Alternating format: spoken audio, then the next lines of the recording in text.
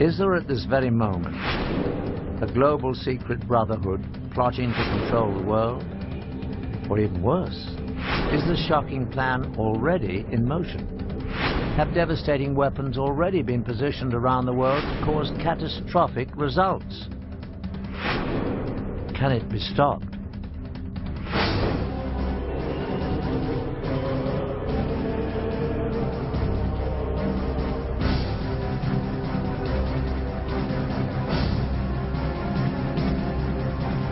Hello, I'm Patrick Macnee. The Illuminati is said to be a global secret society that has been operating for centuries.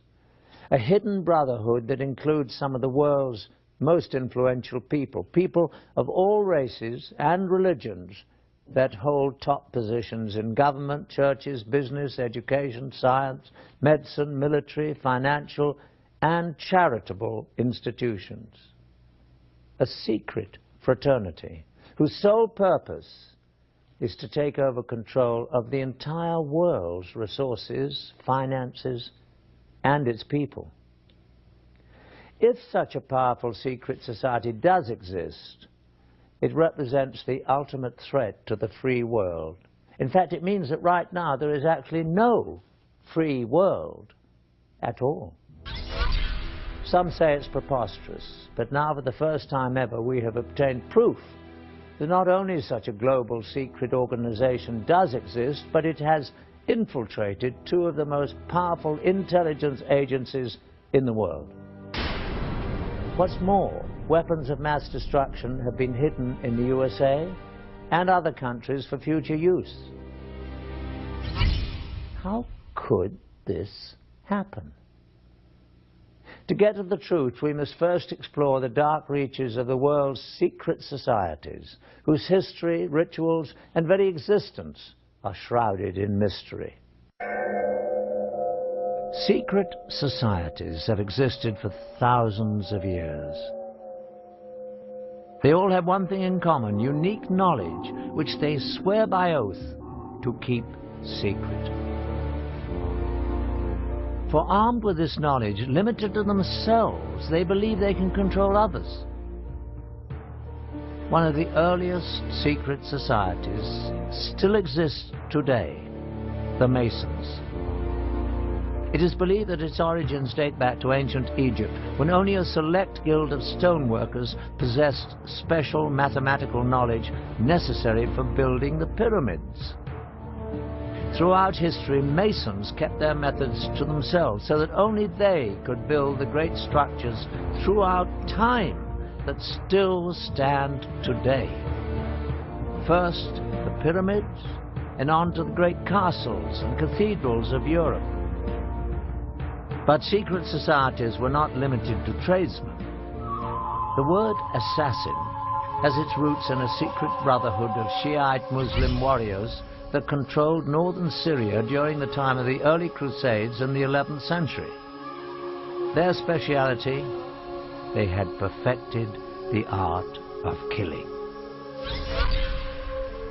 The sect was founded by Hassan-i-Sabah, called the Old Man of the Mountain, who ruled from a remote stronghold. Hassan indoctrinated his devotees with the promise that if they fought and died for Allah, they would live forever in paradise, full of heavenly and earthly pleasures.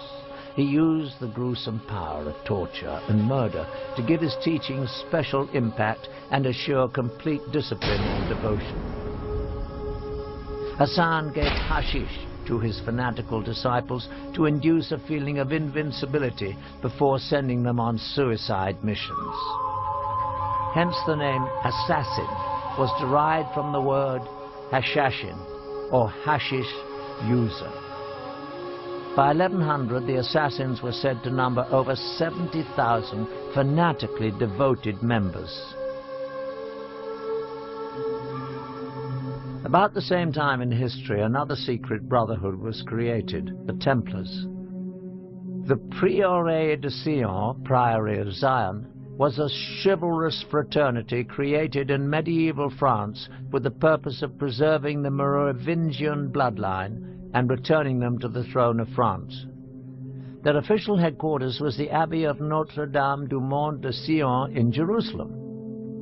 In 1117, Baldwin I, King of Jerusalem, found himself greatly indebted to the priory for their services in helping him attain the throne. In return, the king negotiated the constitution of the Knights Templar as the military and administrative arm of the Priory of Zion.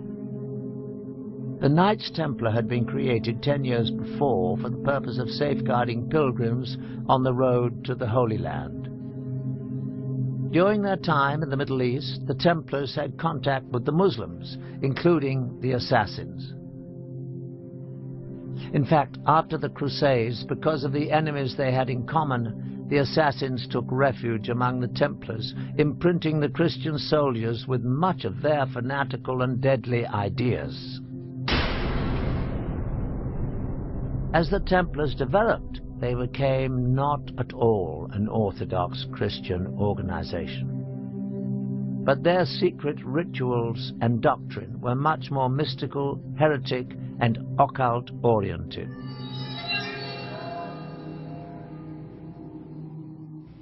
As the power of the Templars grew, the Brotherhood developed into a church within the church, handling their own banking, revoking excommunications issued by bishops, and they answered only to the Pope. Everything about the Knights Templar has at least an element of mystery about it. Right from its beginnings, it was founded just after the First Crusade, which had reopened the way between Europe and the Holy Land. And in about 1118, 9 French knights, all of whom were connected with the court of the Count of Champagne, went over to the Holy Land with this mission, they said, to protect the roads and the pilgrimage routes, to make them safe for pilgrims who would now be able to visit the holy places. Now, once they arrived in the Holy Land, there's actually no evidence that actually did anything for 9 years or so. And right from the beginning, there's something that doesn't quite connect. And there's other evidence that this mission of protecting the pilgrimage routes was actually just a cover story. They actually went there for another reason. For some reason, these 9 knights thought that there was something to be found there. There's certainly evidence that they excavated beneath the Temple Mount. Archaeologists have actually found Templar artifacts from those excavations. As it turns out, the Templars spent very little time on the roads at all. Most of their 9-year stay was spent digging out old tunnels under the Temple Mount, the original site of the biblical Temple of Solomon. What were they looking for? The temples of Solomon had long since been destroyed. Yet in times of trouble, the priests were known to have hidden religious treasures in secret underground vaults until it was safe to remove them. The Bible tells us that the Ark of the Covenant and other treasures of the temple survived several foreign invasions in this way.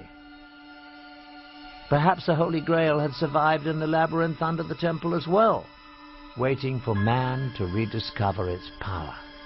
Certainly it was no accident that the knights stationed themselves in a mosque that rested on the ancient site. In fact, it was after their stay that they changed their name to the Knights of the Temple, or the Knights Templar. A monk by the name of Bernard, who later became Saint Bernard, was involved in the formation of the Templars. Saint Bernard was involved in deciphering ancient Hebrew text. Bernard, although in many ways a very worldly person, was also very spiritual. In ways that are quite odd for his time, he was very much into the feminine side of religion, very much into the Black Madonna cults of particularly of the south of France, which are very kind of mysterious, almost pagan. He had a great veneration for the feminine, embodied in lots of ways in the Virgin Mary, which was actually quite unusual for his time, and that appears to be the thing that drove him more than anything else. St Bernard was a very learned man again for his time, yes, he studied Hebrew texts, studied other texts as well. It could well be something that he found in there that gave these people the idea that there's something worth having in Jerusalem. It's speculative, but it's a good speculation. It seems a very logical thing. You have people studying these old documents who suddenly want to get their people to some of these old places mentioned in these documents. They're looking for something. Personally, I honestly don't know what it was they found, except that people considered it important. Nobody knows for sure. Whatever it was, nobody knows where it went. And it's a real mystery. But there's no shortage of theories, any of which could be correct. Documents, Ark of the Covenant, Holy Grail, whatever that is. But they certainly had their secret.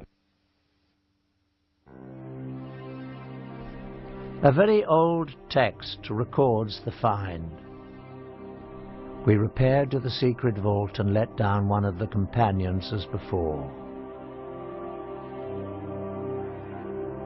The sun at this time was at its meridian height, the rays of which enabled him to discover a small box or chest standing on a pedestal curiously wrought and overlaid with gold.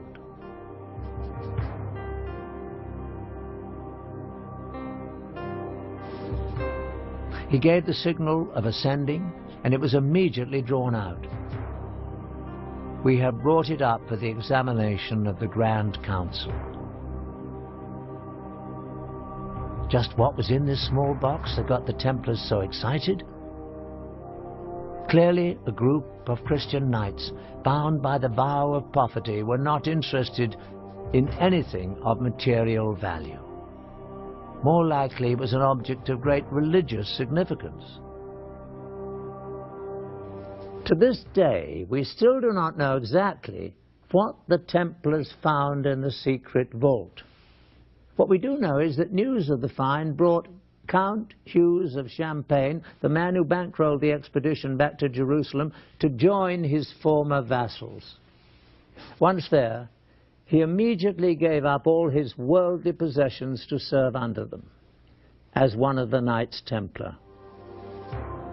It was after this discovery that the Grand Master of the Templars visited the Pope, and with Saint Bernard's blessing, the Order of the Knights Templar was officially recognized by the Church. All over Christendom, men rushed to join the Knights, leaving behind their families, giving over all their worldly possessions, and taking on the difficult vows of poverty and chastity.